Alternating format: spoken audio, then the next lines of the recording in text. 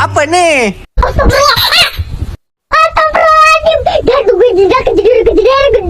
Astagfirullahaladzim, kamu ini berdosa banget.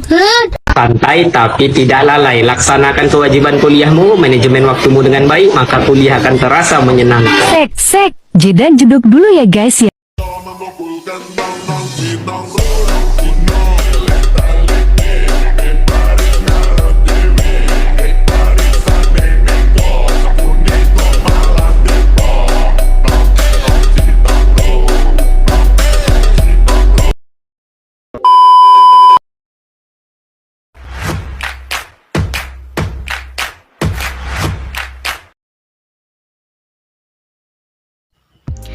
Assalamualaikum warahmatullahi wabarakatuh.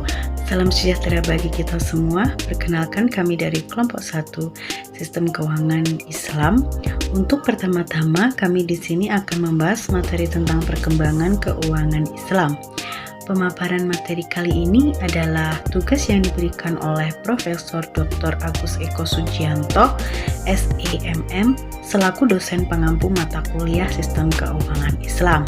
Sebelum kita mulai, kami akan memperkenalkan anggota kelompok kami yang beranggotakan Erina Nur Alifianti, Fitriatul Masurah, dan saya sendiri Linda Wardani Rum.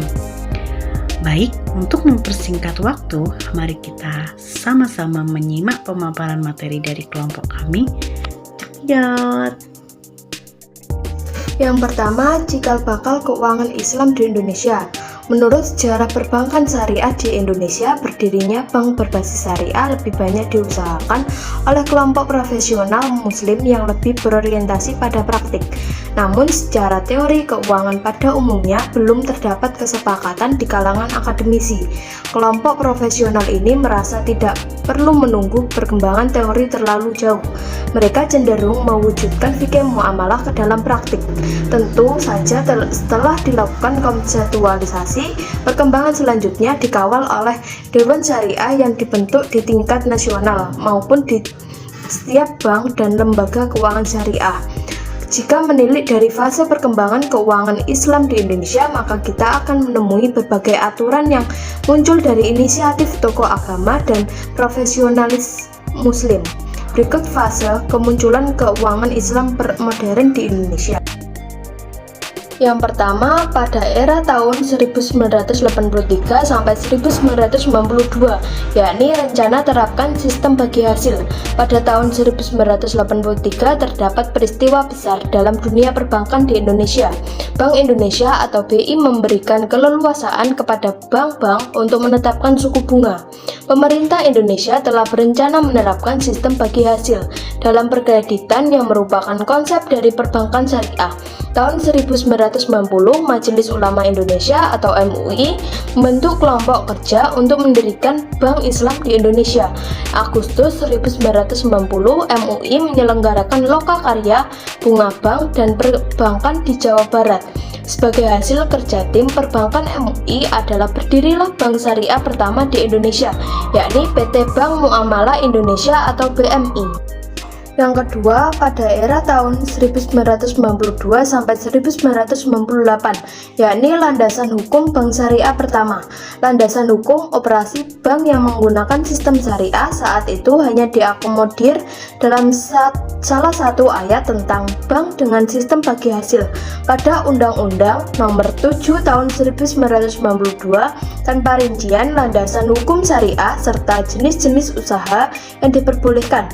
Pada tahun 1998, pemerintah dan Dewan Perwakilan Rakyat melakukan penyempurnaan UU Nomor 7 Tahun 1992 menjadi UU Nomor 10 Tahun 1998. UU tersebut secara tegas menjelaskan bahwa terdapat dua sistem dalam perbankan di tanah air, yakni sistem perbankan konvensional dan sistem perbankan syariah, yang ditandai dengan berdirinya beberapa bank Islam lain, yakni Bank IFI, Bank Syariah Mandiri, Bank Niaga, Bank BTN, dan Bank Mega. Yang ketiga, pada era tahun 1998 sampai 2010, yakni muncul kebijakan syariah di berbagai sektor.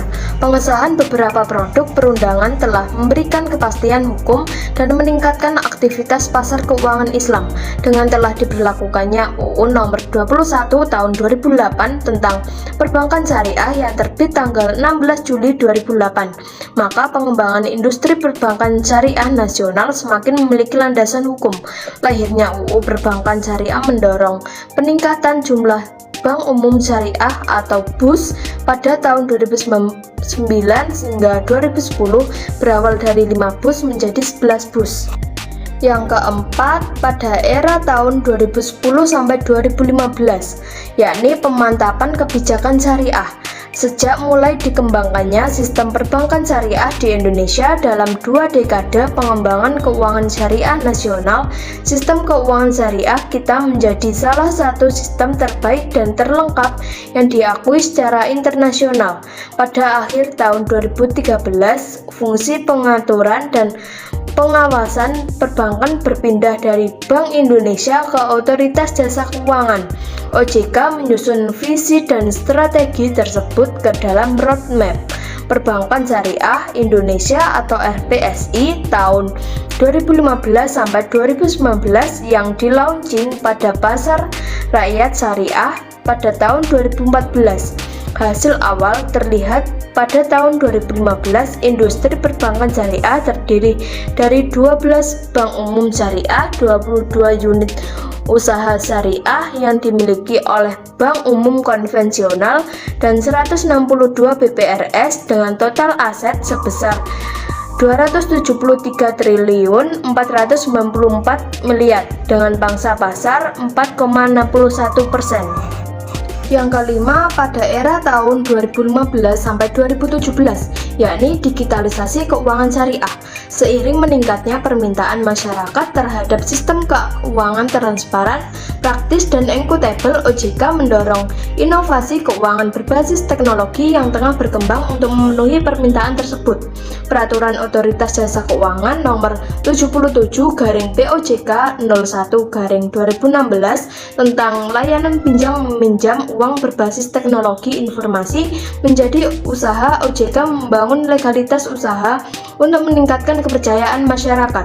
Aturan tersebut diperuntukkan bagi perusahaan keuangan konvensional berbasis teknologi yang tengah berkembang. Saat ini, perusahaan keuangan syariah berbasis teknologi belum memiliki aturan tersebut dan masih mengacu kepada peraturan OJK tersebut. Contohnya, platform SEC menjadi pilihan utama Muslim melakukan pembayaran produk di toko online. Materi yang kedua adalah keuangan Islam di Indonesia dalam angka.